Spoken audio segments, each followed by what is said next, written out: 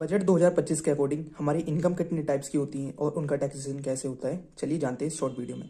दोस्तों, हमारी इनकम को इनकम टैक्स एक्ट ने दो पार्ट में डिवाइड कर रखा है। पहला हमारा नॉर्मल इनकम, सेकंड हमारा स्पेशल इनकम। नॉर्मल इनकम के अंदर जैसे कि दोस्तों सैलरी इनकम हो गई, हमारी हाउस प्रॉपर्टी की इनकम हो गई, बिजनेस इनकम हो गई, हमारी डेट म्यूचुअल फंड से रिलेटेड हमारे गेन्स हो गए या शॉर्ट टर्म कैपिटल गेन्स हो गए हमारे। बट इसमें दोस्तों हमारे शेयर्स या म्यूचुअल फंड से रिलेटेड कैपिटल गेन्स को छोड़कर इसमें जैसे कि हमारे इनकम फ्रॉम अदर सोर्सेज के अंदर बैंक इंटरेस्ट हो गया, फैमिली पेंशन हो गई या और कोई अदर तरीके की इनकम हो गई, वो सारी इनकम हमारी दोस्तों नॉर्मल इनकम कहलाती हैं। दोस्तों, ये जितनी भी हमारी सारी नॉर्मल इनकम्स हैं, इन सबको हम टैक्सेशन करते हैं स्लैब रेट के अकॉर्डिंग, और इसमें हमें रिबेट अंडर सेक्शन 87A भी अलाउड होता है।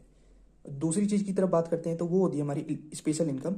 स्पेशल इनकम जैसे कि दोस्तों शॉर्ट टर्म कैपिटल गेन्स है ना, ऑन शेयर्स या म्यूचुअल फंड्स, इन सब के ऊपर हमें 20% के हिसाब से टैक्सेशन करना होता है। और long term capital gains on share या म्यूचुअल फंड्स, इनके ऊपर हमें 12.5% के हिसाब से टैक्सेशन करना होता है। और लॉन्ग टर्म कैपिटल गेन हो गया हमारा किसी प्रॉपर्टी के ऊपर, तो उसके लिए अगर हमें देखा जाए तो अलग अलग रेट स्पेसिफाइड होते हैं। जैसे कि अगर आपने उसको सोल्ड किया है अपनी प्रॉपर्टी को, उसके ऊपर जो जिसके ऊपर आपको कैपिटल गेन हुआ है, वो अगर आपने 23 जुलाई 2024 से पहले पहले किया है तो उसके ऊपर आपको 20% के हिसाब से टैक्सेशन करना होगा।